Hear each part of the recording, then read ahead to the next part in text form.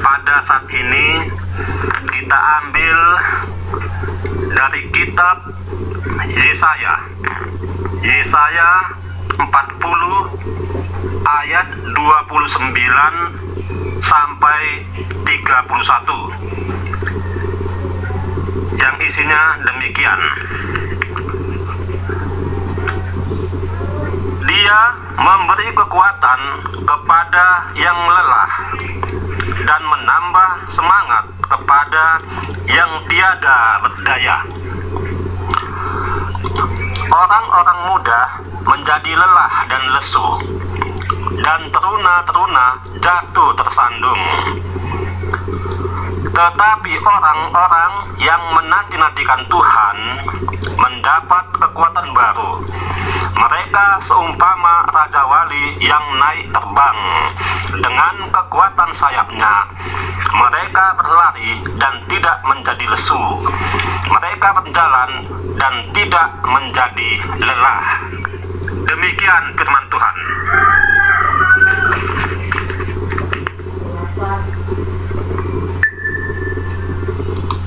Allah adalah kekuatan kita. Allah adalah kekuatan kita. Setiap orang pasti pernah mengalami kesukaran, bahkan penderitaan. Namun, menurut pemazmur, biarlah kesukaran dan penderitaan itu menjadi kebanggaan bagi mereka yang diberikan umur yang panjang. Bisa kita baca dalam kitab Mazmur 90 ayat 10. Karena mau tidak mau, suka tidak suka, kesukaran atau penderitaan badani akan dialami seiring dengan semakin bertambahnya usia. Biarlah kesukaran dan penderitaan yang kita alami mendorong dan membimbing kita untuk senantiasa memohon kekuatan dari Tuhan. Namun berbeda dengan umat Israel pada zaman Nats Khotbah ini. Kesukaran dan penderitaan yang mereka alami bukanlah akibat persoalan lahiriah, persoalan ekonomi, melainkan hilangnya identitas dan kedaulatan sebagai umat Tuhan. Mereka merindukan persekutuan di Bait Suci Yerusalem. Namun, kerinduan itu tak kunjung terpenuhi. Mereka berada dalam pembuangan Babel selama 70 tahun. Menurut data yang kita temukan dalam kitab Yeremia 52 ayat 28 sampai 31, ada 4.600 orang umat Israel yang terhitung dibuang ke Babel. Sebetulnya lebih dari itu, karena yang dihitung hanyalah kaum bapak tanpa menghitung anak-anak dan perempuan. Penderitaan mereka yang utama ialah bahwa mereka merasa Allah telah dikalahkan oleh ilah orang Babel. Padahal mereka adalah umat Tuhan yang sedang dihukum oleh Allah akibat ketidaksetiaan mereka. Di tengah-tengah kesukaran dan penderitaan itu, umat Tuhan berkata, "Hidupku tersembunyi dari Tuhan dan hakku tidak diperhatikan Allah." Inilah sebuah pernyataan yang keliru dari umat Israel sebagai akibat penderitaan rohani yang mereka alami, sehingga Yesaya berseru kepada mereka dengan panggilan, "Hai Yakub dan hai Israel, siapakah Yakub dan siapakah Israel?" Kedua sebutan itu mestinya mengingatkan Israel akan eksistensi mereka yang telah diperbaharui oleh Tuhan, yaitu dari keturunan Yakub menjadi keturunan Israel. Yakub artinya penipu. Namun Yakub bergumul dan tidak mau melepaskan Tuhan sebelum Tuhan memberkatinya. Bisa kita baca dalam kitab Kejadian 32 ayat 26. Lalu Tuhan memenuhi permohonan Yakub, sehingga sejak saat itu Tuhan tidak lagi menamainya Yakub, melainkan Israel, yang artinya bergumul dengan Allah. Bisa kita baca dalam kitab Kejadian 32 ayat 28. Maka mereka bukan lagi keturunan penipu, melainkan keturunan umat yang diberkati. Untuk itu Yesaya juga mengingatkan, tidakkah kau tahu dan tidakkah kau dengar, Tuhan ialah Allah yang kekal. Yesaya mengingatkan kembali bahwa Tuhan itu ialah Allah yang kekal dan pencipta segala sesuatu. Allah itu kekuatan besar yang mampu menciptakan bumi dari ujung ke ujung. Dalam menciptakan segala sesuatu, Dia tidak pernah merasa lelah dan lesu. Namun harus diakui bahwa pengertiannya tidak terduga. Kemampuan inteligensi manusia tidak sanggup mencerna jalan pemikiran Tuhan, sehingga Tuhan berkata kepada Yesaya, pikiranku bukan pikiranmu dan jalanku bukan jalanmu. Yesaya 55 ayat 8. Oleh karena itu dibutuhkan penyerahan diri secara utuh kepadanya. Tuhan adalah sumber kekuatan bagi kita. Tuhan adalah sumber kekuatan bagi yang lelah dan yang tidak berdaya. Ada orang bijak berkata, the important thing about a problem is not its solution, but the strength within finding solution. Hal yang utama ialah bagaimana kita memiliki kekuatan untuk menemukan solusi permasalahan.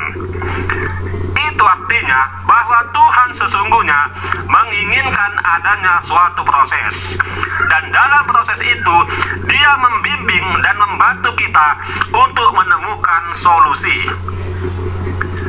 Namun yang sering terjadi adalah seperti kata orang bijak, your greatest enemy is yourself.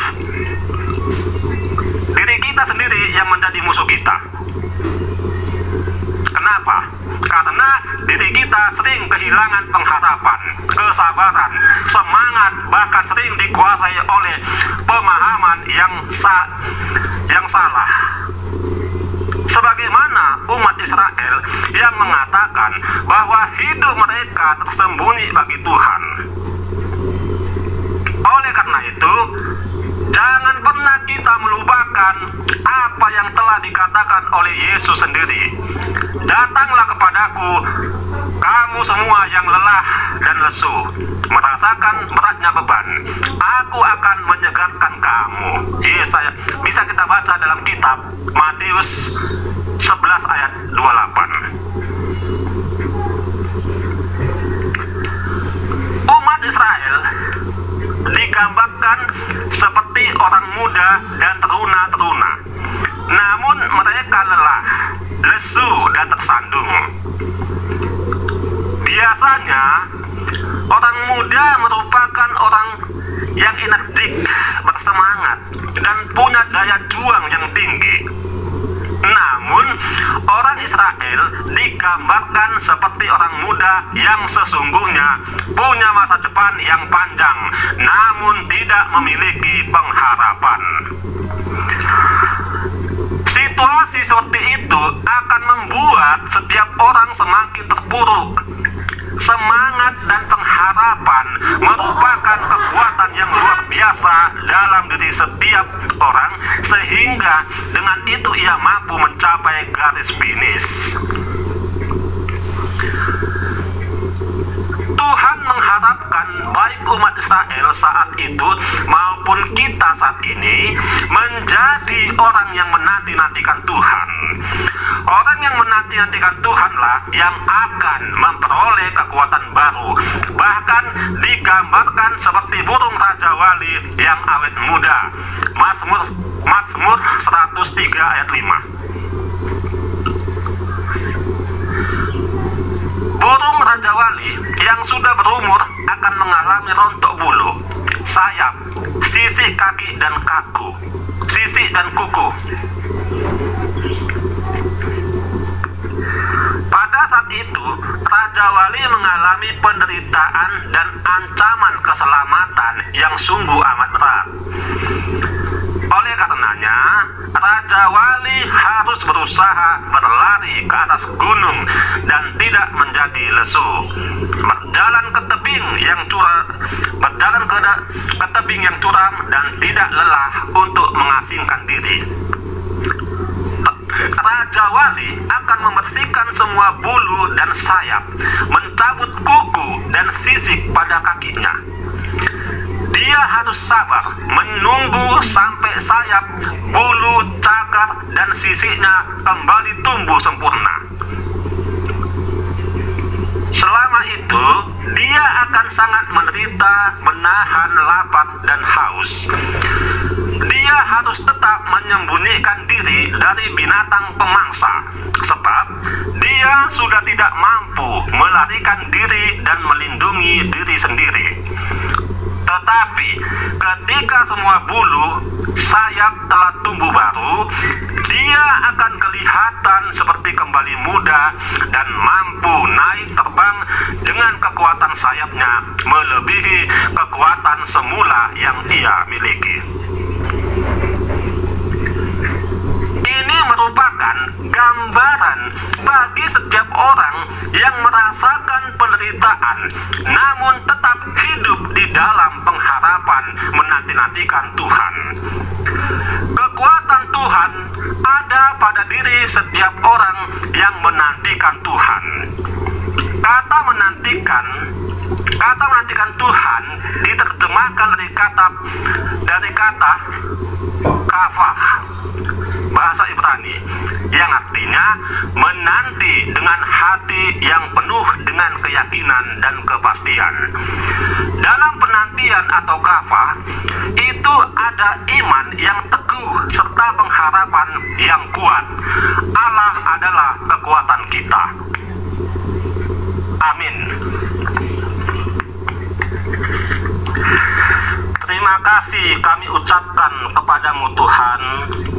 Kami baru saja mendengarkan sebagian daripada firman-Mu. Kiranya firman-Mu yang kami dengar tadi dapat bermanfaat bagi kehidupan kami dan dapat kami laksanakan dalam kehidupan kami masing-masing.